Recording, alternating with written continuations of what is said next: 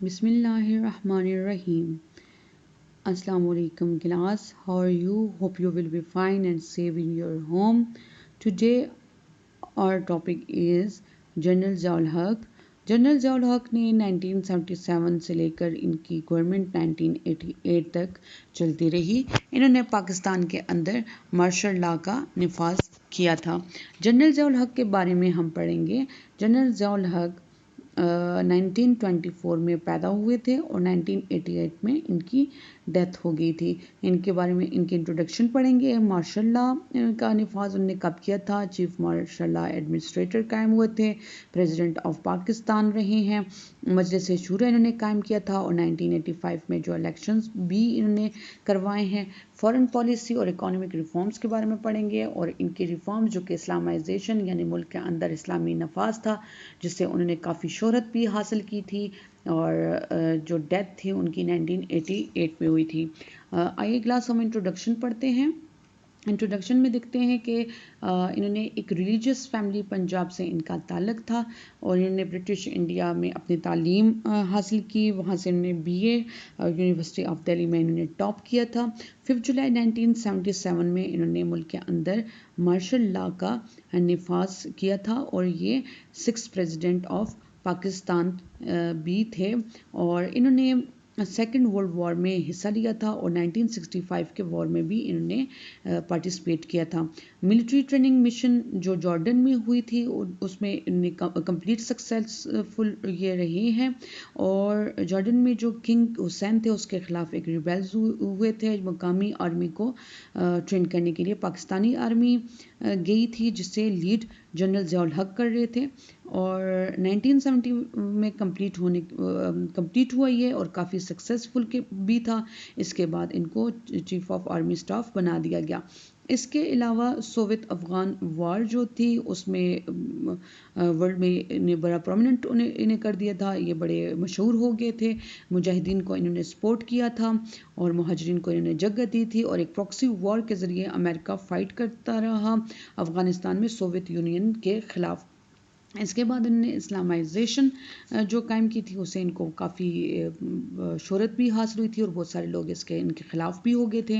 1984 में रेफरेंडम भी करवाया गया था. रेफरेंडम के बाद इलेक्टेड प्रेसिडेंट हो गए थे और उससे पहले और आवाम ने रेफरेंडम के ज़रिए इनको अपना सदर मुंतखब कर लिया था.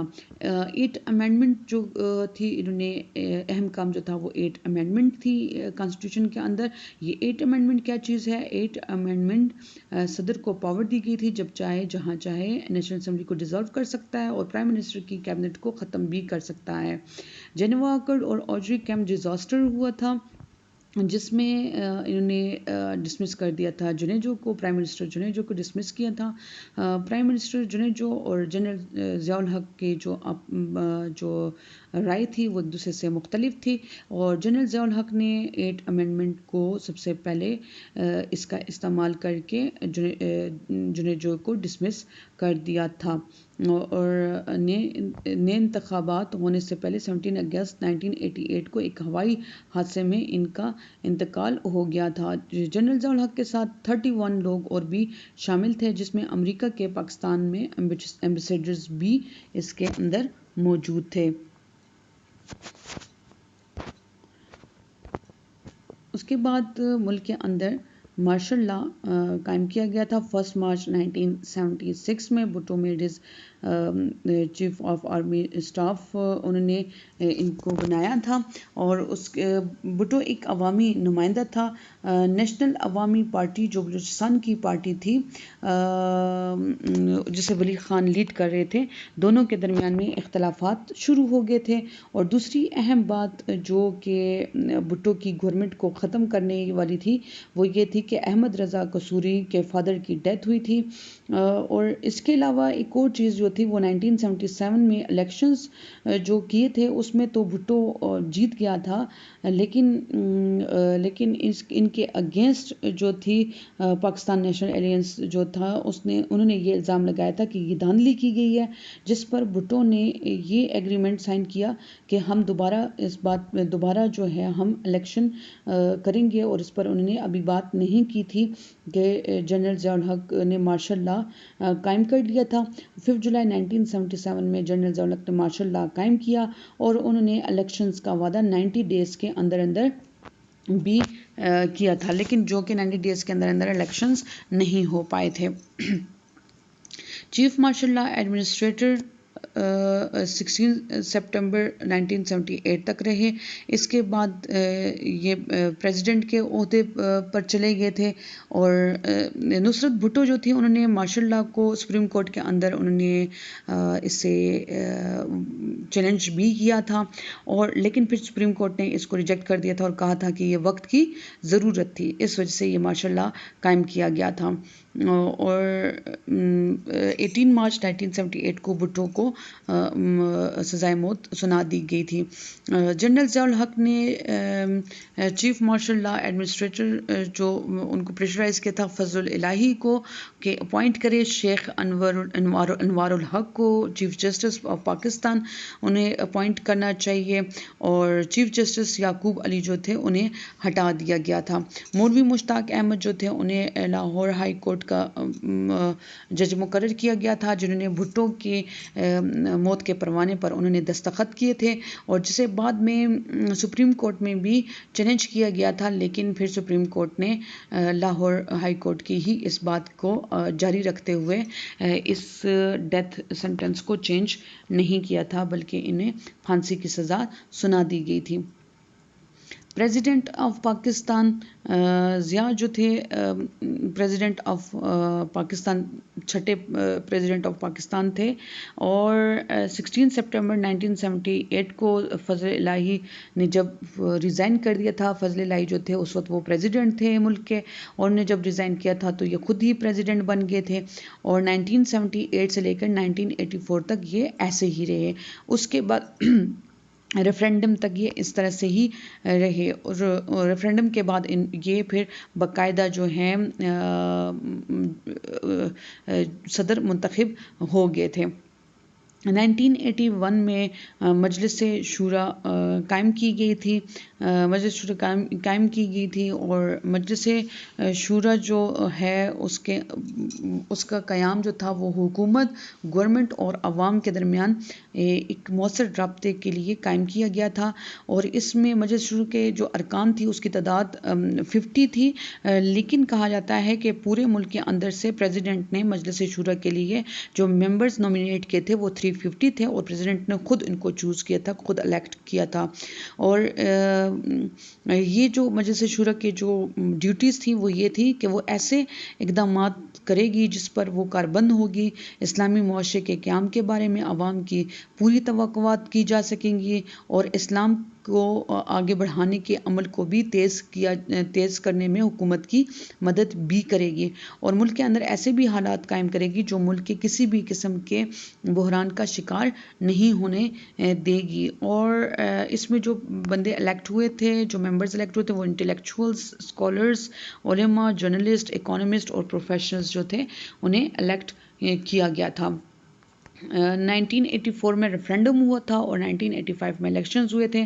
19 دسمبر 1984 میں جو ریفرینڈم ہوا تھا ان میں 95% ووٹس جو تھے وہ جنرل ضیاء الحق کو ملے تھے، اور جس میں جنرل ضیاء الحق کو پھر باقاعدہ صدر منتخب کر دیا گیا تھا۔ Vote against Zia means vote against Islam, یہ ان کا سلوگن تھا اس ٹائم پہ۔ فیبرری 1985 میں نیشن وائڈ الیکشنز ہوئے تھے جو کہ نن پارٹی بیس پر قائم ہوئے تھے، یعنی کہ اس میں کوئی بھی جو پولیٹیکل پارٹی ہوگی وہ حصہ نہیں لے گی، بلکہ نن پارٹی بیس پر تھے یہ، اور سب امیدوار جتنے بھی تھے وہ سب آزاد تھے۔ اور اس کے بعد محمد خان جنید جو تھے ان کو پرائم منسٹر جنرل ضیاء الحق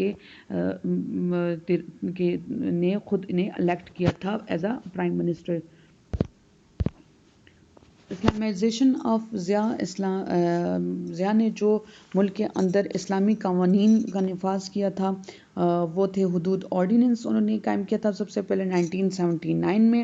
انہوں نے چوروں کے لیے پہلی بات جو تھی وہ یہ رکھی تھی کہ اس کا دایاں ہاتھ کاٹ دیا جائے گا، اور رابری لیفٹ فٹ جو تھا ان کا لیفٹ جو فٹ تھا اسے کاٹا جائے گا۔ زنا کے لیے انہوں نے یہ سزا رکھی تھی کہ انہیں 100 کوڑے مارے جائیں گے وہ لوگ جو کہ انمیرڈ ہوں گے اور جو میرڈ ہوں گے انہیں پتھروں سے انہیں مار دیا جائے گا. اور اس کے علاوہ جو لوگ شراب کا کاروبار کرتے ہیں یا پیتے ہیں ان کو 6 منتھ کی قید اور 5,000 جرمانہ کہا گیا اور 80 ان کو کوڑوں کی سزا بھی سنائی گئی تھی.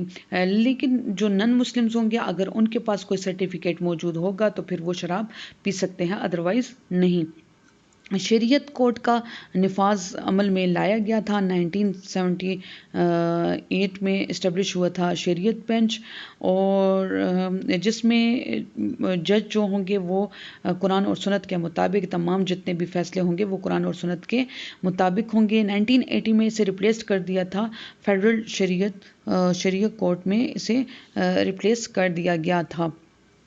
شریعت جو بینچ تھی اس میں 2 طرح کے یہ قائم کیے گئے تھے. اس میں 3 ججوں پر مشتمل ایک شریعت بینچ قائم کی گئی تھی. سپریم کورٹ میں 3 ججوں پر مشتمل ایک ایپلٹ شریعت بینچ قائم کی گئی تھی، اور اس طرح سے ان کو تمام اختیارات بھی دے دیے گئے تھے. یہ وہ سزائیں دی جاتی تھیں، سر عام ان کو سزائیں دی جاتی تھی جو کہ زنا کرتے تھے، چوری یا شراب نوشی یا پھر کوئی بھی غلط کام اگر کرتے تھے تو ان کے لیے یہ سزائیں سامنے رکھی جاتی تھی.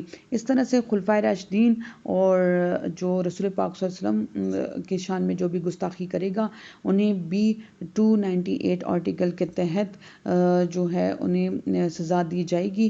خلفائے راشدین، اہل بیت اور صحابہ اکرام کی شان میں جو بھی گستاخی کرے گا اسے 3 سال قید سزا 3 سال قید بامشقت سزا اور جرمانہ یا پھر دونوں سزائیں ایک ساتھ دینے کا بھی اعلان کیا گیا تھا. اس کے علاوہ جنرل ضیاء الحق نے مطالعہ پاکستان اور اسلامیات کو بھی انٹروڈیوس کروایا تھا کمپلسری سبجیکٹس کے تحت. اور وفاقی حکومت جو تھی یعنی کہ فیڈرل گورنمنٹ جو تھی انہیں تعلیمی اداروں میں BA اور BSc کی سطح تک تمام پیشہ ورانہ جتنے بھی تعلیمی ادارے تھے ان میں پاک اسٹڈیز اور اسلامیات کے مضامین کو لازمی قرار دیا تھا. اور البتہ جو نن مسلمز تھے ان کے لیے یہ الاؤ کیا گیا تھا کہ وہ اسلامیات کی بجائے ایتھکس بھی لے سکتے ہیں.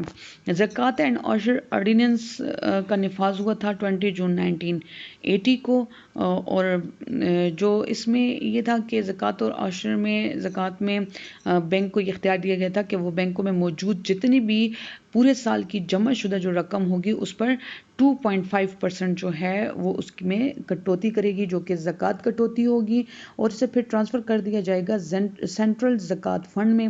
اور اس سے آگے پھر یہ سینٹرل زکوٰۃ فنڈ جو ہے یہ پھر مختلف لوگوں میں جیسے کہ غریب، فقیر، مسکین اور یتیموں اور بیواؤں کو یہ پھر آگے یہ فنڈ منتقل یا ان میں تقسیم کر دیا جاتا تھا. عشر جو تھا وہ 10% تھا ایگریکلچر پروڈکشن پہ اور یہ لیا جاتا تھا. ربا جو تھا یہ سود تھا، انٹرسٹ تھا، اور اس سے بینکوں کو صاف کیا گیا، ہٹایا گیا، اور یہ نظام قائم کیا گیا کہ بینکوں کے اندر زکوٰۃ کا نظام رکھا گیا، اور یا پھر جو ہے اس پہ انٹرسٹ جو فری اکانومی تھی اس کو ختم کر کے پروفٹ لاس شیئرنگ رکھی گئی. آپ ابھی بھی اگر بینک میں جاتے ہیں اور آپ اپنا اکاؤنٹ کھولتے ہیں تو بینک والے آپ سے سب سے پہلے پوچھتے ہیں کہ کیا آپ کٹوتی یعنی کہ آپ زکوٰۃ میں اس کو رکھنا چاہ رہے ہیں یا پھر پروفٹ میں، تو پھر آپ جو جس اس پہ جاتے ہیں پھر اس میں آپ کا اکاؤنٹ کھول دیا جاتا ہے. لینڈ ریفارمز ان کی کچھ بھی نہیں تھی، انہوں نے کچھ بھی پریفر نہیں کیا تھا، وہ صرف اللہ تعالیٰ پر یقین رکھنے والے بندے تھے اور لوگوں کو بھی اسی کے بارے میں کہتے تھے. مدرسہ جو تھے ان کے وقت میں بہت سارے بنائے گئے تھے. 893 سے لے کر ان کے مدرسے جو تھے 2801 جو تھے جنرل ضیاء الحق نے قائم کیے تھے، اور یہ کافی بڑی تعداد تھی مدرسہ قائم کرنے کی کیونکہ وہ خود بھی ایک مذہبی گھرانے سے تعلق رکھتے تھے اور مذہب سے ان کا لگاؤ بہت زیادہ تھا، اس لیے انہوں نے مدرسہ بھی زیادہ قائم کیے تھے. اور مدرسہ کے اندر جو تعلیم دی جاتی ہے اس کو بھی جو اسکول کی یا کالج کی جو تعلیم ہے اس کے مطابق اس کو لایا گیا ہے، یعنی کہ اس کے مطابق اس کی حیثیت رکھی گئی ہے. کلچرل پالیسیز جو تھی ان کی کافی سامنے آتی ہیں، اور رمضان آرڈیننس جو تھا وہ بھی قائم کیا گیا، یعنی کہ احترام رمضان آرڈیننس قائم کیا گیا، جس میں 1981 میں جنرل ضیاء الحق نے احترام رمضان کے بارے میں ایک آرڈیننس جاری کیا تھا کہ اس کی روح سے کوئی مسلم جو ہے رمضان کے دنوں میں، روزے کے دنوں میں، روزے کے اوقات میں سر عام نہ تو وہ سگریٹ پیے گا اور نہ ہی وہ کھائے گا پیے گا، اور اگر اس طرح کی کوئی بھی خلاف ورزی کی صورت میں اسے 3 months کی قید بھی دیا جائے گا اور اسے جرمانہ بھی لیا جائے گا، اور اگر یا پھر یہ دونوں سزائیں ایک ساتھ میں دی جا سکیں گی، یعنی کہ اس طرح کا نظام قائم کیا گیا تھا۔ اس کے ساتھ ساتھ پریئر ایٹ گورنمنٹ انسٹیٹیوشن بھی، یعنی کہ نظام صلاۃ کے قیام کے سلسلے میں ہدایت نامہ بھی جاری کیا گیا تھا 1984 میں۔ وفاقی محتسب جو تھی، یعنی کہ احتساب، اکاؤنٹیبلٹی بندہ کہہ سکتا ہے کہ اکاؤنٹیبلٹی جو ہے وہ اسلامک سوسائٹی کے لیے انتہائی ضروری ہے، جس میں انصاف اور قانون کی بالادستی ہوگی، مساوات اور تمام شہریوں سے اچھا سلوک، عوام کے حقوق کا تحفظ ہو سکے، اس کے لیے وفاقی محتسب کا قیام عمل میں لایا گیا، اور اس کے حصول کے لیے 1981 میں جنرل ضیاء الحق نے اس ادارے کا قیام کا اعلان کیا، اور اس کا عہدہ جو تھا اسے ایک غیر سیاسی عہدہ دیا گیا کہ اس عہدے کی میعاد جو تھی وہ 4 سال تک رہے گی، اور کوئی بھی شہری ہو یا پھر کسی بھی محکمے، سرکاری محکمے سے تعلق رکھتا ہو یا کوئی بھی افسر ہو یا حکم یا کارروائی کے سبب متاثر ہوا ہو، تو وہ کیا کرے گا کہ ایک سادہ پیج لے کر اس پر اپنی شکایت لکھ کر وفاقی محتسب کے ڈاک کے ذریعے سے اسے بھیج دے گا، اور ایسے لوگوں کے بارے میں سخت سے سخت کارروائی کی جائے گی جنہوں نے اگر کسی کے ساتھ کوئی بھی زیادتی کی ہوئی ہوگی، چاہے وہ چھوٹا آدمی ہوگا چاہے وہ بڑا ہوگا، اگر ان کے ساتھ زیادتی ہوگی تو اس زیادتی کا ازالہ ضرور کیا جائے گا۔